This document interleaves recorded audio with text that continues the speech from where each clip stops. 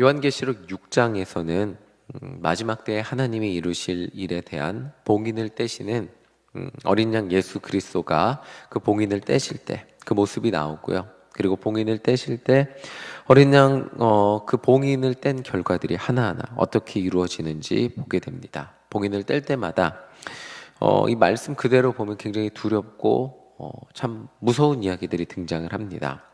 첫 번째 봉인을 뗄 때에는 흰 말을 탄 자가 정복자로 등장을 하고, 두 번째 봉인을 뗄 때에는 이 땅의 화평이 사라지고 큰 전쟁을 일으키는 자가 등장을 합니다. 세 번째 봉인을 뗄 때에는 검은 말을 탄 사람이 대기근을 일으키게 됩니다. 넷째 봉인을 뗄 때에는 청황색 말을 탄 자가 땅의 4분의 1의 권세를 얻어 많은 이들이 죽게 됩니다. 하나하나의 봉인이 떨어질 때마다 무서운 재앙과도 같은 일들이 계속해서 일어납니다. 이 장면을 읽으면서 우리는 두려움을 느끼게 됩니다. 그 이유는 우리도 이 땅을 살아가고 있기 때문입니다. 너무나 평화로운 세상을 살아가고 있기에 저는 평화로운 세상에 태어나서 지금까지 평화롭게만 살았습니다. 전쟁을 경험하신 분들은 전쟁이 얼마나 참혹하고 두려운 일인지 알기에 이 말씀에 전쟁이 적혀 있다면 그 단어만으로 굉장히 두려울 수밖에 없습니다. 너무나 저는 평화로운 세상을 살고 있기에 마지막 때 재앙이 일어난다는 이 말씀을 읽으면 두려운 것이 사실입니다. 그러나 마지막 때의 어린 양 예수 그리스도가 떼시는 그 두루마리의 계획을 우리가 기억한다면 두려워하기보다 이러한 일들이 일어날 때 하나님의 마지막 구원의 완성이 우리 가운데 이르르고 있구나라는 것을 기억해야 한다는 것입니다. 이 땅은 하나님의 선한 계획 가운데 창조되었습니다. 하나님이 선한 목적을 가지고 해와 달과 별을 만드시고 이 땅을 아름답게 만드시고 그 땅 가운데 인간이 살아가게 하셨습니다.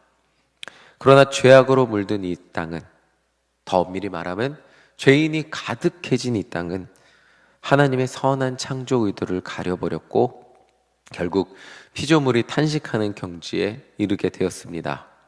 지금도 세계 곳곳은 가난과 전쟁, 환경오염, 수많은 문제들로 신음하고 있습니다.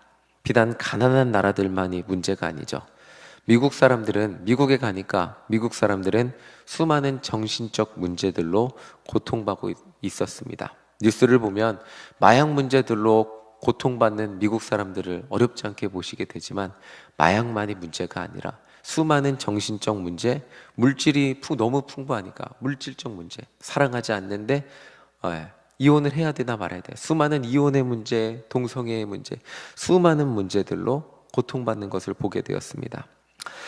죄악에 물든 세상은 온 세상을 신음하게 만들었습니다. 인간은 자신들만 죄인으로 살아가는 것이 아니라 이 땅을 온갖 환경오염으로 뒤덮고 온 세상마저도 신음하게 만들었습니다. 세상은 그렇게 마지막을 향해 나아가고 있는 것을 우리는 어렵지 않게 보게 됩니다. 이제는 환경오염으로 더 이상 이대로 온도가 올라가면 끝입니다 라고 말을 하지만 스스로 멈출 수 없는 지경에 이르는 것이 우리가 살아가고 있는 세상입니다. 그 가운데 우리가 믿는 것이 있다면 하나님은 마지막 때에 죄악에 물든 세상을 심판하시고 하나님의 백성을 구원하실 것이라는 겁니다. 이것이 하나님의 계획이고 이것이 요한계시록에서 말하고 있는 거죠. 그러니까 이 마지막 구원의 때가 오기 전의 모습은 우리가 살아가고 있는 이 세상이 점점 더 살기 각박해지고 어려운 그런 더욱더 절정의 모습으로 이르게 될 거라는 겁니다. 이것이 첫째, 넷째, 이 봉인을 뗄 때의 모습으로 나타나고 있습니다. 정복과 전쟁, 기근 가운데 일어나는 극심한 빈부의 격차, 권세자들이 일으킬 죽음의 일들, 정말 어렵지 않게 보게 됩니다. 킬링필드를 가서 보면서도 권세자들이 얼마나 잔혹해질 수 있는가 이런 것들을 보게 됩니다. 그런 죽음의 일들이 계속해서 이 땅 가운데 일어나면서 이 땅은 점점 더 생명력을 잃어가고 죽음의 권세가 가득한 세상 가운데 어떻게 보면 희망이 없어 보이는 그런 것처럼 보이게 될 것이라는 겁니다. 그렇게 점점 더 세상이 마지막으로 어떻게 이 세상, 지금까지는 우리가 살아가고 있는 세상이 어떻게 버틴 것 같지만 앞으로 점점 더 각박해지고 살기 힘들어지는 이 세상 가운데 어떻게 살아야 할까?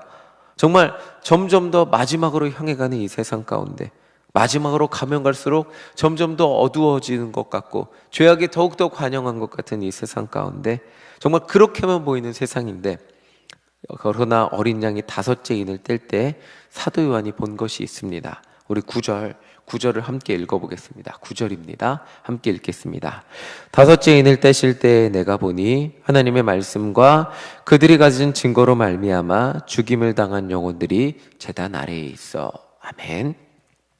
5째 인을 떼실 때 첫 번째부터 넷째는 이제 하나님이 이루실 뭔가 재앙과 세상이 점점 더 악해지고 세상이 심판, 정말 그 악하고 그 절정으로 흘러갔다면, 이제 5째 인을 뗄 때 사도 요한이 본 것은 예수 그리스도를 믿는다는 이유만으로 핍박당하고 고통당하고 억울하게 죽임을 당한 자들이 하나님의 제단 아래에서 함께하고 있는 모습을 보게 됩니다. 그들이 고통 가운데 죽은 것 같고 그들의 죽음이 억울하기만 한 것 같고 그들의 죽음이 정말 너무나 괴로운 죽음 같이만 보였지만, 그러나 그들은 죽음 이후에 하나님의 제단 아래 하나님의 보호하심 가운데 함께 있는 것을 보게 됩니다. 로마 시대에 예수님을 믿는다는 이유만으로 사자의 밥이 되고 길거리의 가로등으로 화형을 당하고 수많은 핍박과 고통을 당하며 예수님의 이름을 붙들고 죽임을 당했지만, 하나님은 왜 그들을 죽음 가운데 보호해 주시지 않나 수많은 사람들이 의심하고 두려워했지만, 그러나 하나님은 그들의 영혼을 받으시고 그들을 제단 아래 붙들어 주셨다는 것입니다. 마지막 때 우리가 살아가는 세상은 더욱 각박해질 것입니다. 세상은 더욱더 어두움으로 가득해지는 것 같이 보일 수 있습니다. 그러나 우리가 그 가운데 살아가면서 두려워하지 않을 것은 결국 하나님은 우리를 구원의 길로 인도해 주실 것이기 때문입니다.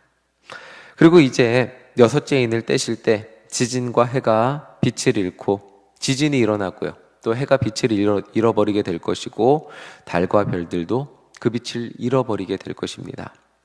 이 장면은 단지 두렵다 이렇게 표현하기보다는 하나님이 창조하신 것들이 그 원래의 역할을 잃어버리는 것을 보게 됩니다. 산과 섬이 제자리에서 옮겨질 정도로 하나님이 원래 산을 만드시고 섬들을 만드시고 그런 것들이 다 그 원래의 자리를 잃어버릴 정도로 하나님의 창조의 질서가 무너지는 모습을 보게 됩니다. 하나님이 완전 완성하셨던 창조의 세계가 그 모습을 잃어버리는 것이 인간을 향한 심판의 모습으로 등장을 합니다. 인간은 타락함으로써 하나님이 창조하신 선한 모습을 잃어버린 채 세상을 더욱더 악하게 만들고 정말 심판을 향하여 더욱더 절정으로 나아가지만, 결국 그 하나님의 심판의 날이 이르렀을 때 마지막 때에는 하나님이 창조하신 창조 세계마저도 본래의 모습을 잃어버리고 인간의 삶의 터전을 제공해 주던, 하나님이 그 인간을 위해서 세상을 만드시고 그곳에서 정말 생육하고 번성하라고 말씀하셨던 그 삶의 터전이 그 기능을 잃어버리고 인간을 심판하는 도구로 쓰임받게 되는 것을 보게 됩니다. 요한계시록 6장은 6째 인이 떼어지는 날이 하나님의 진노의 큰 날이라고 표현하고 있습니다. 어린 양의 진노를 피해 많은 사람들이 두려워하는 모습을 보게 됩니다. 그 두려워하는 사람들의 대상 함께 보겠습니다. 우리 15절입니다. 우리 15절 함께 읽겠습니다. 15절입니다. 땅의 임금들과 왕족들과 장군들과 부자들과 강한 자들과 모든 종과 자유인이 굴과 산들의 바위 틈에 숨어. 아멘. 자, 땅의 임금들, 왕족들, 장군들, 부자들, 강한 자들, 이들이 모두 세상 가운데 권력을 누리며 부귀영화를 누리며 이 넷째 인까지 떼어질 때, 인간이 죄악이 더욱 심해져 갈 때, 그때에도 누릴 수 있는 모든 부귀영화를 누리던 그 사람들을 의미합니다. 세상이 아무리 악해지고 세상이 아무리 살기 각박해져도 이들은 부귀영화를 누리며 살아갑니다. 정말, 그런데 아무리 세상이 악해져, 오히려 세상의 기근이 심해지면 빈부격차는 더 심해진다고 말하죠. 세상이 더 각박해지면 빈부격차는 심해져서 힘든 사람은 더 가난해지지만 있는 사람은 더 많이 가진다고 하지 않습니까? 정말 이 인간의 죄악이 더욱 심해지면 심해질수록 누릴 수 있는 것들이 많아지는 그 사람들, 땅의 임금들, 왕족들, 장군들, 부자들, 이 강한 자들이 하나님의 진노의 대상이 된다고 말하고 있습니다. 또한 이 뒤에 모든 종과 자유인이라고 말하고 있는데, 이 모든 종은 로마 사회에서 정말 부잣집에서 종으로서, 종이라고는 표현하지만 많은 기득권으로서 누릴 수 있는 그런 계급을 말했습니다. 자유인도 마찬가지입니다. 사도 바울이 로마 시민이라고 말한 것, 그것만으로 재판에서도 정식 황제에게 상소할 수 있었듯이 그 로마 시대의 자유인은 엄청난 그 기득권을 의미했습니다.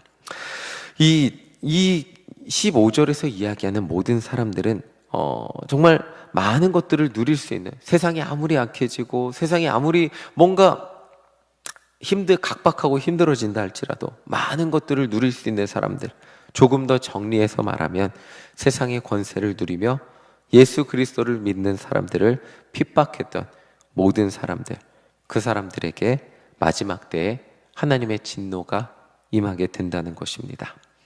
그들은 잠시 이 땅에서 부귀영화를 누리며 사는 것 같이 보이지만 결국에는 공평하신 하나님이 마지막 때에 심판하실 것이고, 그 심판의 때에 하나님의 진노를 피해갈 수 없음을, 그들이 누리던 모든 부귀와 영화를 포기하고, 이 15절을 보면 굴과 산들의 바위 틈에 숨어서라고 표현합니다. 자신들이 가지고 있던 모든 부귀와 영화가 아무짝에 쓸모 없어지는 모습이 보이게 됩니다.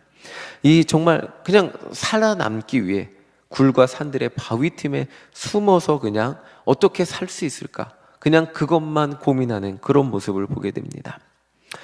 요한계시록 6장은 마지막 때에 하나님이 이루실 궁극적인 구원의 완성을 향해 그 나아가는 과정, 그 과정에서 하나님이 어떻게 이 땅을 심판하시고 그 가운데 어떻게 믿는 자를 구원하시는지 보여주는 말씀이라고 할 수 있습니다.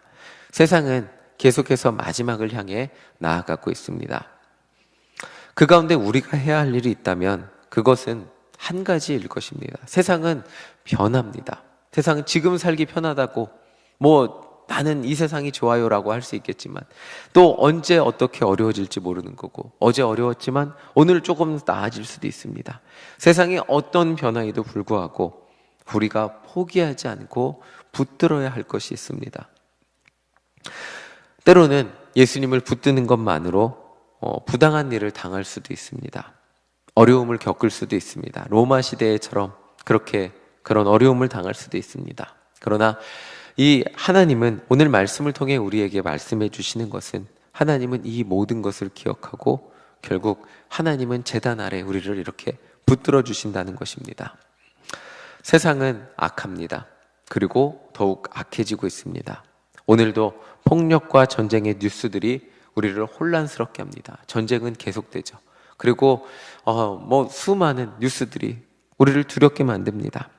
그러나 결국 진정한 평화와 안식은 세상에 있지 않습니다. 세상이 이루어주는 달콤한 평화는 일시적인 것을 기억하며, 진정한 평화와 안식은 제단 밑에 예수님의 십자가 아래 있다는 것을 기억하며 제단 앞에 나와 기도하는, 십자가를 붙들고 기도하는 우리 모두가 되시기를 간절히 소망합니다. 이 혼란스러운 세상에 우리가 승리할 수 있는 비결은 단 하나, 어린 양 예수 그리스도를 붙드는 것밖에 없음을 오늘 말씀은 우리에게 알려주고 있습니다. 세상에 아무리 혼란스러운 세상 가운데 여기 가면 살 수 있어, 저기 가면 살 수 있어, 이렇게 하면 남들보다 잘 살 수 있어, 모든 것이 일시적일 뿐이라는 것입니다. 하나님의 진노의 날에 예수 그리스도로 인치심을 받지 않은 모든 것들은 심판의 대상이 될 수밖에 없음을 기억하며, 지금 당장 하나님 없이 잘 사는 것, 평안을 누리며 사는 것 같이 보이는 그것들에 의지하여 살아가는 것이 아니라, 오늘도 나를 구원하시고 오늘도 끝까지 나를 포기하지 않으시고 결국 제단 밑에 우리를 붙들어 주실 그분을 기억하며 십자가 밑에 나아가 기도하고 승리하는 우리 모두가 되시기를 간절히 소망합니다. 아멘.